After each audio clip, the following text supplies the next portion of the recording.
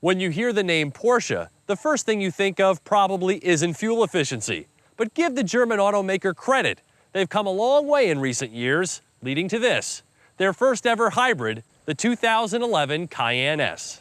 Check it out for yourself. For strictly being a luxury performance brand, Porsche's cars and SUVs net some pretty decent MPGs. And it's not by luck. Porsche's concerted efforts to make the brand greener are on display both at the dealership and on the track. Take the V8-powered Cayenne S, for example. It makes 400 horsepower and is rated at 18 mpg combined, 3 mpg better than a comparable Jeep Grand Cherokee.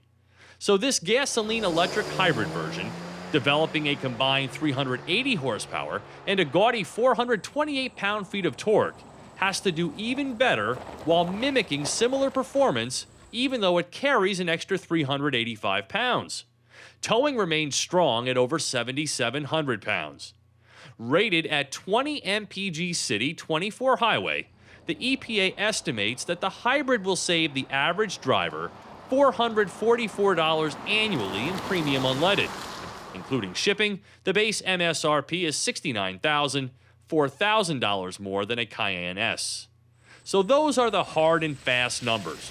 But how does it stack up as a Porsche SUV? I love the Cayenne S and its ability to provide extremely sporty driving in a utilitarian manner. This hybrid, like all that I've driven, sacrifices some of its harmony in the name of gas savings.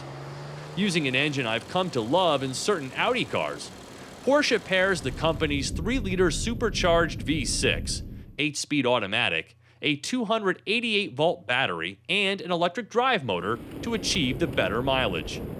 Unlike most traditional hybrids with a similar mix of ingredients, the Cayenne S Hybrid hits its highest MPG numbers on the highway, with what Porsche calls a coasting mode, which disengages the engine from the drivetrain to reduce drag forces.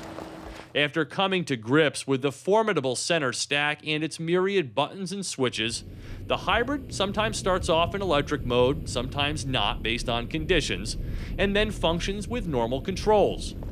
I was surprised though by how few times I ever moved using electric alone. Even in the driver's selectable e-power mode, intended to force such action, I was hard-pressed to keep the V6 from firing.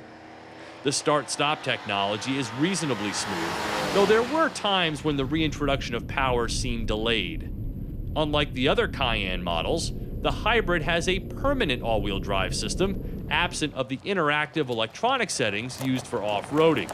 Even so, I had fun utilizing the optional air suspension and the various modes, setting up the Cayenne for some adventurous travel, and later switching to full sport mode for my tarmac traverses. The hybrid still has plenty of spunk, with Porsche athleticism still present, though its acceleration to 60 miles per hour in 6.1 seconds is a half a second slower than in the S. I love the Porsche infotainment electronics, which include a number of ways to monitor the hybrid drive's every move, as well as recording efficiency. All in all, the hybrid goes about its business, well, like a hybrid. It can't completely mask its innards, so there are times when operation is not as smooth as you'd like, and the braking is odd feeling, a bit noisy and grabby, like all regenerative braking systems. This Cayenne S Hybrid, fitted with a plethora of pricey options, stickers for $86,510. I really like the Cayenne as an SUV, a little less so as a hybrid. For Drive Time on Yahoo Autos, I'm Steve Hammis.